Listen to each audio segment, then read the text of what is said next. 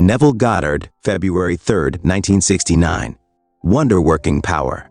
You have within you a wonder-working power. To understand this power, let us turn to the book of Joshua, where we are told, "Wherever the sole of your foot shall tread, I have given you." The Hebrew form of the word Joshua is Yad-He-Vav Kor, Yod-He-Vav Shin, Hepron, Yehoshua, and means Jehovah saves. So you see, Joshua is not promising another, but himself. Jehovah leads the dance of life. We are his dancers, yet his very self, for God in his eternal name is one I am. There is no place you can go and not know that you are. You may suffer from amnesia and not know who you are or where you are, but you know that you are. So without voicing it, you are saying, I am. That's God. There is no place where God is not, and there is nothing that God is not. For if there is something, it has to be God. Now, all things by a law divine in one another's being mingle. If you will take the idea of interpenetration seriously, you will find its possibilities are staggering. Everything in this world penetrates your brain. You penetrate my brain just as I penetrate yours. My apartment is several miles from here. New York City is 3,000 miles, and the place where I was born is 5,000 miles away. I know they are there, but if I accept the thought of interpenetration, then I believe they are also in my brain. If I desire to visit my island home in Barbados, but do not have the means or the time to go there, I can enter its image in my imagination by approaching it on the fiery chariot of my contemplative thought. I have done it. I do not use this wonder-working power lightly anymore because I know that after imagining my desire fulfilled, although I may forget it, I will be compelled to experience it in this world of shadows. This wonder-working power is to be used for anything you desire. It now penetrates your brain and it is wherever you are. I know that Barbados is in the outer world, but I also know that I am all imagination. I know that God is man and exists in us and we in him, that the eternal body of man is the imagination, and that is God himself. So if I, imagination, enter into an image I desire to occupy, no earthly power can stop that image from becoming an objective fact. What is the secret that makes this wonder-working power operate? Feeling. Reality is controlled by feeling, as told us in the 27th chapter of Genesis. The central character in this chapter is the state called Isaac, who has two sons, Esau and Jacob.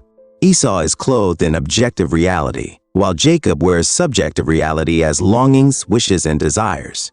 When Jacob disguised himself as an objective fact, Isaac said, "Come near that I may feel you to determine whether you are Esau or not." And when he asked, "Are you really Esau?" Jacob answered, "I am." Put yourself into a subjective state. Then feel the objectivity of the state by giving it sensory vividness and tones of reality. Then deceive yourself into believing that the image into which you have entered is now objectively real. Do that, and you have entered the state called Isaac. And we are told that when Isaac once more saw his objective world, Esau returned and Jacob disappeared. Then he realized that he had been self-deceived, but could not take back the blessing given to the subjective state. Although your objective world denies the reality of what you have done in your imagination, that which you have subjectively assumed is on its way to supplant your objective world and become your Esau.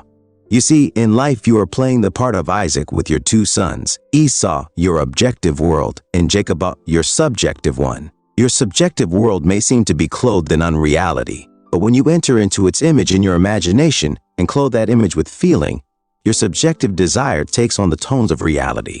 This is how I do it. When I close my eyes, this world is shut out, and I, like Isaac, am blind to the outer world. Then I feel myself into the state of my desire. With my inner eye, I see it all around me. I sense its solidity, and when my five senses are awakened, I have the feeling of relief, knowing it is accomplished. When I open my physical eyes, Esau, my physical world, returns and tries to persuade me that what I did was unreal. But having done it time and time again, I know that my desire is moving towards its objective fulfillment. This is what I mean by wonder-working power. It is all within your own wonderful human imagination, for that is God. The promise to Joshua is God's promise to himself, for there was no one to play the part that is so uniquely you but God.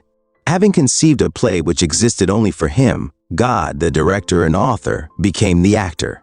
His name is I Am. Before I am known as John, Peter, man or woman, I simply am, clothing myself in what I would like to be. I am rich, poor, known, or unknown. Although my objective world denies the reality of what I have done, when I have felt the reality of my desired state, I have given it my blessing and cannot take it back. The moment that which was subjective becomes objectively real to you, you have given it your blessing and cannot take it back. Clothed in the feeling of insecurity, your outer world Esau reflects that feeling. But when you clothe yourself in the feeling of being rich, even though it is subjective, watch, for as insecurity will no longer have your blessing to remain alive, riches will supplant it. Every state of consciousness is within you, for everything is God made visible, and all things by a law divine in one another's being mingle. The moon is remote in space, yet it penetrates your brain, therefore it is in your brain. I can't take you with me to view the earth from the moon, but you can go there yourself. You can go to any point in space that you can conceive of, by just imagining you are already there. When I was in the Army, my commanding officer denied my request for discharge. His word was final in the world of Caesar, but not in the world of God. For that very day, I assumed I was honorably discharged and living in my apartment in New York City, 2,000 miles away. Sleeping on a little cot in the barracks, I assumed I was in my own comfortable bed. I made it quite clear to myself that I was not on furlough, but was honorably discharged and once more a civilian. In my imagination, my wife was in her bed and my little girl in hers. Then I got off the bed, walked over to the window, and looked out upon a familiar scene that could only be seen from there. I saw the Holly Apartments across the way, as well as Washington Square. I walked through every room in the apartment, touching familiar objects, and then returned to my bed to sleep in New York City as though it were a fact. Early the next morning, I saw a sheet of paper which resembled the application I had made. Then a hand holding a pen scratched out the word disapproved and boldly wrote the word approved. And I heard a voice say, "That which I have done, do nothing." Knowing exactly what I had done, I knew I was moving towards its objective confirmation, and no power on earth could stop it. 9 days later, the man who disapproved my application gave me an honorable discharge. I tell you, everything is possible to the individual when he knows who he is. You are the Joshua of the Old Testament and the Jesus of the New. And Jesus, your own wonderful human imagination, is Jehovah. He is your awareness. But as long as you see Jehovah as someone other than yourself, you will not apply this principle. You must be willing to give up all foreign gods, all idols, and return to the one and only God, whose name is in you as your very being. If you were trained in the Christian faith, you were taught to believe that Jesus was on the outside. But how can you put him to the test if he is another? There never was another Joshua or Jehovah. There is only God, the director of the great dance of life, whose dancers are himself.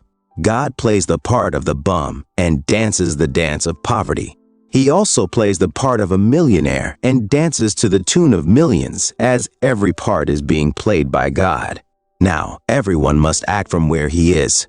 Ask yourself, where am I? If I am God, where can I go and God is not? If I make my bed in hell, God is there. If I make it in heaven, God is there, for everything penetrates me. I do not have to physically move. Simply by adjusting my thinking, I can move from one state to another. I remember one cold winter night in New York City. I was lecturing in a church off Times Square where the usual crowd was in excess of 1,000, but because of the cold and snow, there were only about 200 in attendance. My first book had just been released, and that night maybe 50 copies were sold, and since I had run the presses on 5,000, I was eager to get the book in distribution. Because of the storm outside, that night I spoke of the warmth of Barbados, the palm trees and the odors of the tropics. And when I retired, I felt myself in my mother's home in Barbados. I listened to the movement of the leaves and smelled the tropical atmosphere. Then a cable came saying that mother was dying and I should return home. Within 24 hours, my wife and I set sail for Barbados. I had put myself there and had to fulfill my imaginal act, even though it was an inconvenient time for me to go, so I do not treat my wonder-working power lightly. When I ask you to adjust yourself to a certain state, I mean for you to feel it is real, for reality is controlled by feeling. The day will come when feeling will modify, or even void, that which you think are the laws of nature and science, and you will discover they are not so at all. This wonder-working power is all within you, and can be operated consciously when you know who you are. If you get down on your knees and pray to an external God, you do not know this power. Whether you are in a church or a bar, God is there, and wherever God is, that place is holy. A bar is just as holy as a church when you are there knowing who you are. It does not matter where you are or what time it is, you can adjust your mind and make anything real through feeling. Although your objective world will deny its reality, the state you entered subjectively is moving towards fulfillment. We are always imagining, although totally unaware of what we are doing. Yeats once said, "I will never be certain it was not some woman treading in the winepress who started a subtle change in men's mind, or that a passion, because of which so many countries have given to the sword, did not begin in the mind of some poor shepherd boy, lighting up his day for a moment before it ran upon its way." Someone in prison feeling abused by society can cause the combustion of the world by imagining getting even with those who placed him there, while those who did it think they are safe, not realizing that, although the man is in prison, he is God, using his wonder-working power. If you know there is only God, who would you want to hurt? You would realize that no man could ever shoot another, for there is no other. There is nothing but God, the one and only reality. This is the Shema, the great confession of faith.